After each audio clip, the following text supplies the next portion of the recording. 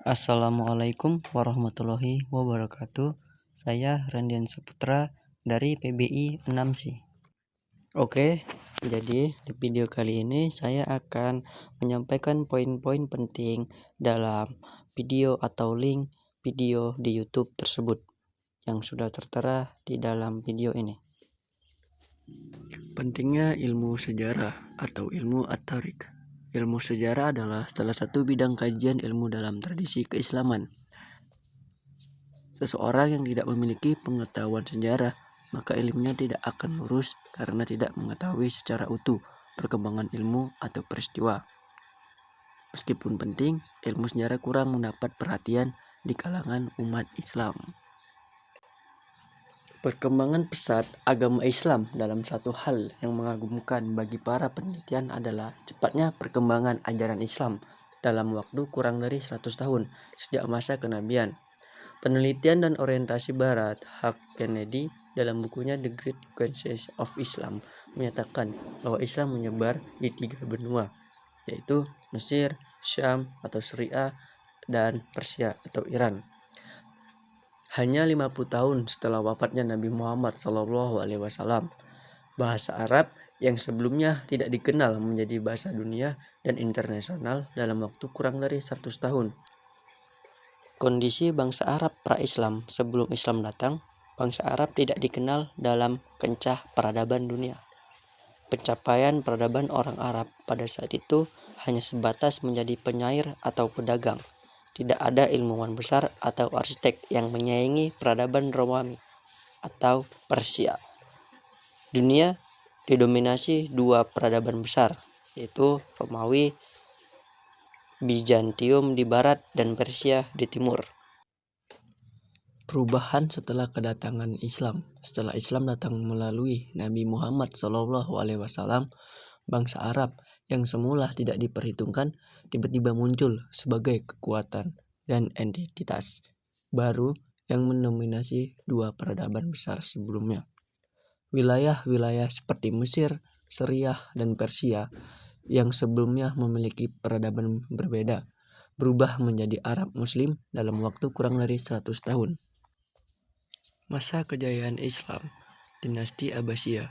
Setelah masa kenabian dan Khulafaur Rasyidin, kepemimpinan Islam beralih ke sistem dinasti, mulai dari Daulah Umayyah, lalu pada tahun 750 Masehi digantikan oleh dinasti Abbasiyah. Ibu kota peradaban Islam dipindahkan dari Madinah ke Damaskus pada masa Umayyah, lalu ke Baghdad pada masa Abbasiyah oleh Abdul Abbas As-Saffah. Masa Abbasiyah disebut sebagai Al-Hadu Az-Zahabi atau zaman keemasan peradaban keislaman. Ciri-ciri zaman keemasan Abbasiyah: luasnya wilayah kekuasaan, membentang dari Atlantik hingga Samudra Hindia.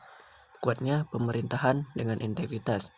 Para pemerintah seperti Harun ar-Rasyid dikenal cerdas dan sangat mencintai ilmu pengetahuan. Pengembangan ilmu pengetahuan yang terbuka. Harun ar-Rasyid mendirikan Baitul Hikmah atau House of Wisdom, institusi pendidikan dan peradaban pertama di dunia. Seluruh buku pengetahuan dari berbagai bahasa, Yunani, Suryani, Romawi, Persia, India, Koptik, diterjemahkan ke dalam bahasa Arab. Berkembangnya berbagai bidang ilmu, matematika, al-khawarizmi dengan aljabar, kimia dan fisika, Jabir bin Hayyan, filsafat, al-Hindi, Abu Nasr al-Farabi, kedokteran, Az-Zahrawi, Ibnu Sina, Avicenna, Ibnu Rusyad dengan Kuliat Ar-Raji dengan kitab Al-Mahajir. Perkembangan teknologi kamera dari Al-Qumrah oleh Ibnu Al-Hisham. Bahasa Arab menjadi rujukan ilmu pengetahuan sains bagi masyarakat internasional. Tertatanya kota dan kehidupan masyarakat.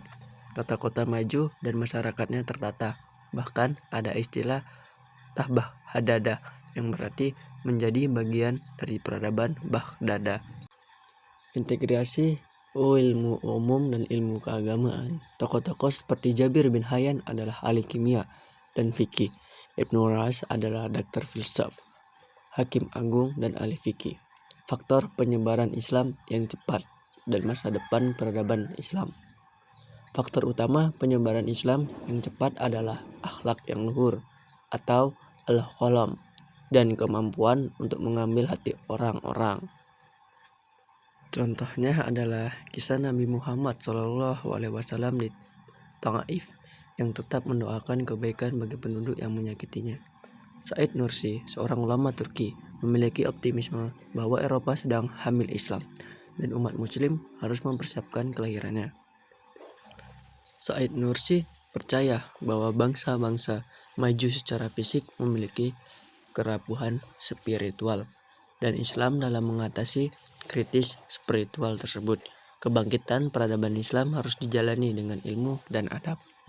Sekian dan terima kasih. Saya akhiri. Wassalamualaikum warahmatullahi wabarakatuh.